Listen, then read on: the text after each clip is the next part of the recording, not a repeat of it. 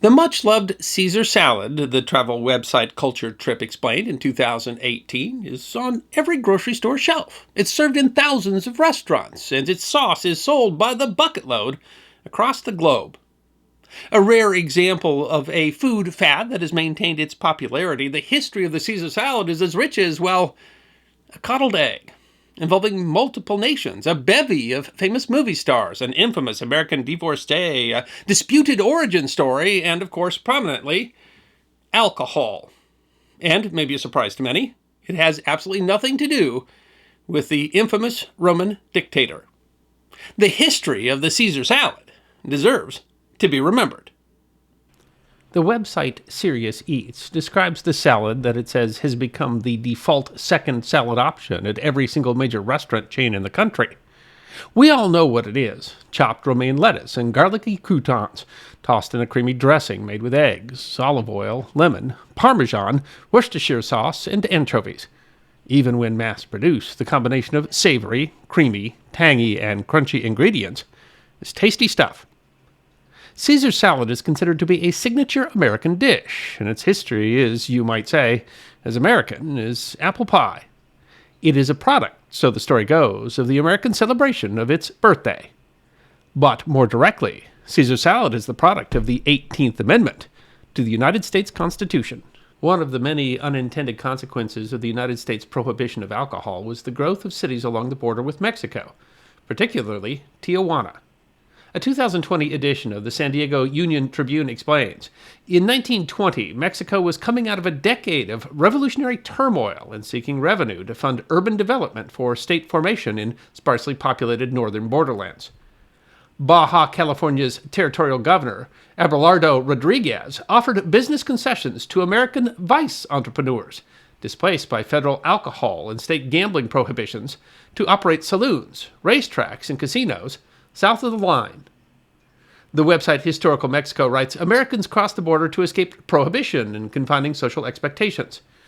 The acts outlawed by moralists in the U.S., including the 18th Amendment's prohibition or local ordinance against dancing and impropriety, did not end. They just relocated. And for Southern Californians, the party simply moved into Mexico.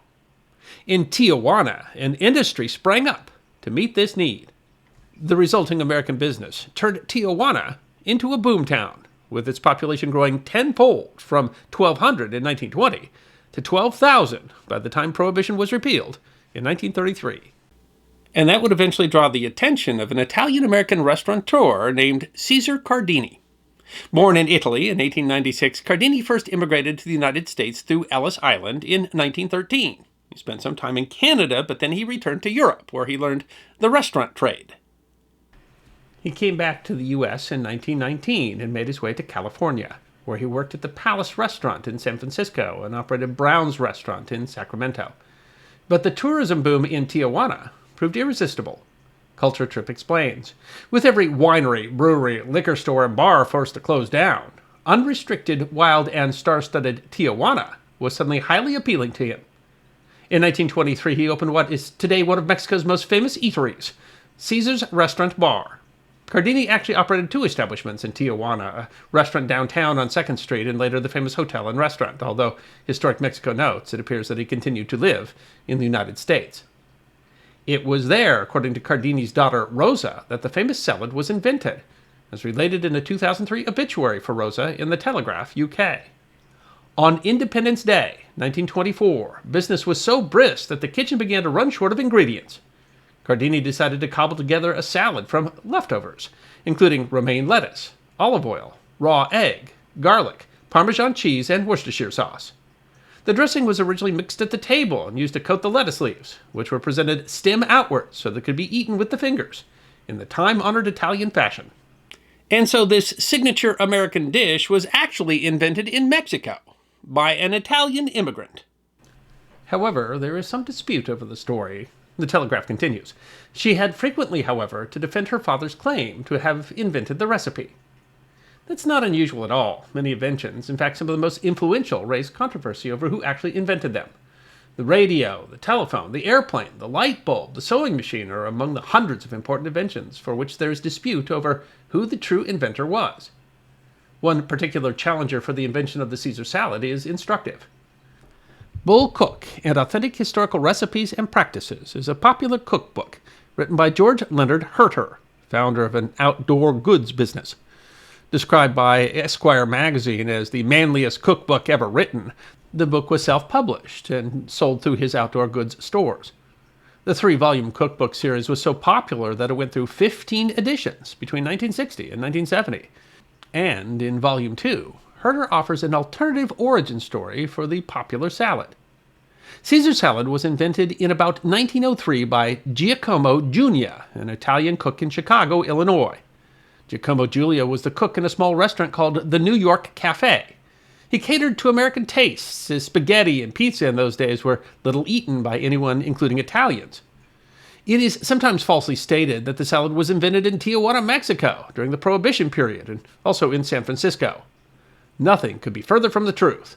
The only thing invented in Tijuana were the finest methods ever produced to clip tourists. According to the story, Giulia was not a very good cook, could not successfully make mayonnaise, so instead used the basic ingredients of mayonnaise to make the famous dressing. Herter goes on to say that Giulia named the salad after Julius Caesar, the greatest Italian of all times. This alternative story has been reprinted several times. The website Classic San Diego, which focuses on the culinary history of that city, notes that Giacomo Giulia's story was the subject of a 1982 Washington Times article, a 1991 United Press International story, and even in the LA Times 2003 obituary for Rosa Cardina. The problem is, the story is false. Herter's cookbook might have been popular, and it's described today as having a cult following, but it is hardly reliable.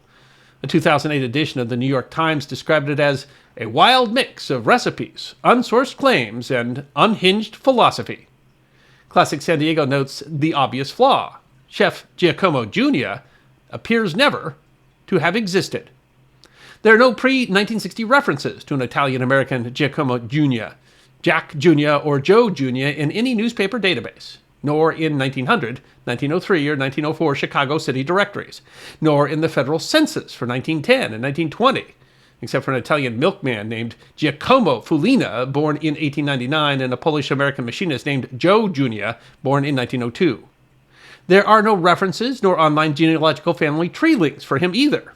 There are no references or mentions of a New York cafe in Chicago or San Francisco city directories from 1903 through 1910.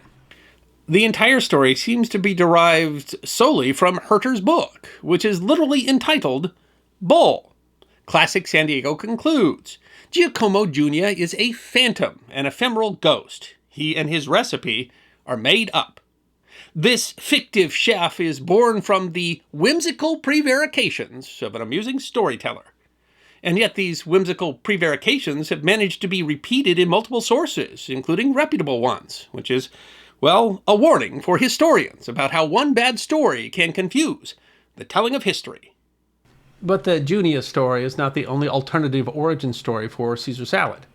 Rather than Cardini himself, some stories claim that the salad was invented by a member of his staff, whose mother had made the salad in Sicily. In another, it was invented by Caesar's brother Alessandro, who by some accounts was Caesar's partner in his Tijuana restaurant. In that story, Alessandro, or Alex, who had been a flyer for the Italian military, was entertaining some American pilots when he prepared the salad out of leftover ingredients from the kitchen. The original salad was called aviator salad and differed from Caesar's recipe by using anchovies.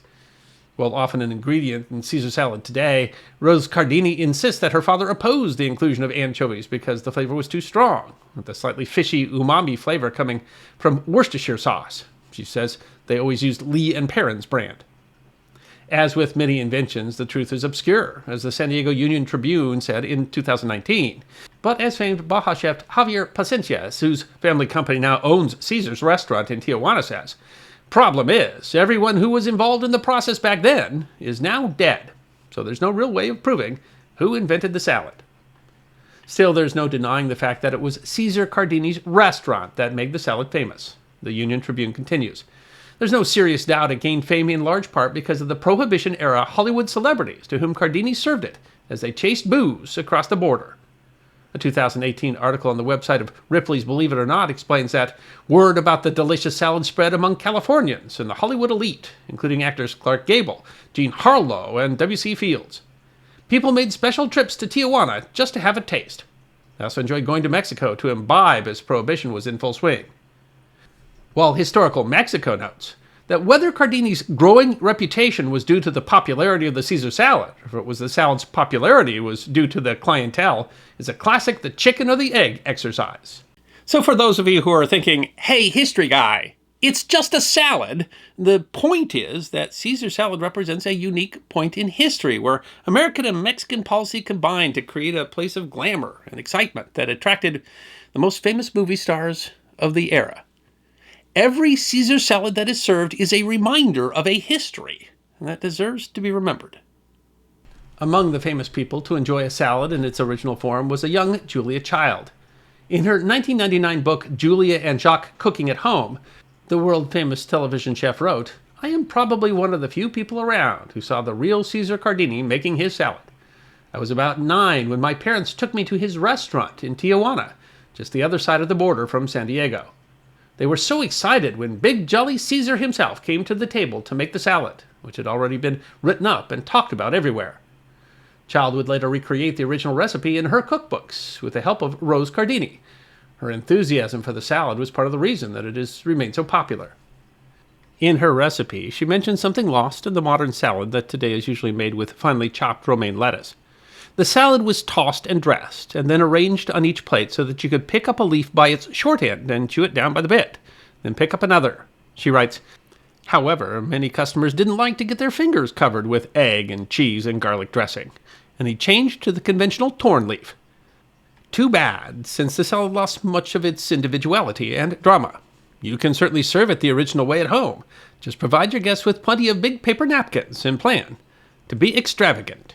Her description says so much about why the original salad received so much attention. It was made at the tableside, like a production. It was made with whole leaves, not eaten with a fork, but eaten with the hand. It was unique. It was extravagant. It was a symbol of the place that Tijuana was at the time. And another famous person who was served that salad at that restaurant would take the salad worldwide. Born in Pennsylvania in 1896 to a wealthy and well-connected family, Bessie Wallace Warfield married a U.S. naval aviator in 1916. Her husband was posted to San Diego in 1921, and she was reportedly a frequent visitor to Tijuana, who, like Julia Child, had the fabulous salad prepared for her by Caesar Cardini himself. The marriage was rocky, both due to his drinking and his various military postings, and she had several high-profile affairs. They divorced in 1927. She then married a British shipping executive, but again the marriage fell on hard times, and again she had an affair, this time with one of the most eligible bachelors in the world, Edward, the Prince of Wales. After he ascended to the throne as King Edward VIII in January 1936, she decided to divorce her husband, and the two decided to marry. The marriage to an American divorcee scandalized the British public, and choosing love over duty, Edward abdicated the throne of the United Kingdom in December so that the two could marry. The abdication of the king in favor of his brother, George VI, left the couple styled the Duke and Duchess of Windsor, and the scandalous pair remained married until Edward's death in 1972. And in their travels, Wallis, Duchess of Windsor, is largely credited with bringing the Caesar salad to Europe. Writer Simon Leyland explained in 2016, "As a result of Mrs. Simpson's extensive world travels, Caesar salad was introduced to many of the great European restaurants by her instructing international chefs as they struggled to recreate the dressing to satisfy the soon-to-be Duchess of Windsor's discerning palate. She insisted that it included romaine, garlic, croutons, and Parmesan cheese, boiled eggs, olive oil, and Worcestershire sauce. The salad was then prepared at tableside, and when the salad dressing was ready, the romaine lettuce leaves were coated with dressing and placed stem-side out, in a circle, and served on a flat dinner plate so that the salad could be eaten with the fingers." In the 1940s, Gourmet magazine proclaimed the Caesar salad to be the gastronomic highlight of the current moment. And in 1956, the International Society of Epicures in Paris proclaimed it to be the greatest recipe to originate in the Americas in 50 years. And it has continued to be popular. In 2003, The Telegraph noted that by the 1990s, 1 in 4 salads sold in American restaurants was a Caesar salad. Although under new ownership, Caesar's restaurant and bar is still open in Tijuana. Caesar salad is still produced tableside, and it is still the most popular item on their menu. But the era where Tijuana was sometimes called Satan's playground was relatively brief. After the repeal of Prohibition, tourism decreased in Tijuana, and in 1936, Cesar Cardini sold his restaurants there and operated restaurants in the United States. In 1948, he patented his recipe, but he could not trademark the name Caesar salad because it was determined by then it was already too widely known. The dressing was sold in bottles as Cesar Cardini's dressing. You can still get it today. It became a multi-million-dollar business and was operated by his daughter Rosa until it was sold in 1988. Cesar Cardini died in 1956 at the age of 60. I hope you enjoyed this episode of The History Guy. Check out our community on thehistoryguyguild.locals.com, our webpage at thehistoryguy.com, and our merchandise at teespring.com, or book a special message from The History Guy on Cameo. And if you'd like more episodes on forgotten history, all you have to do is subscribe.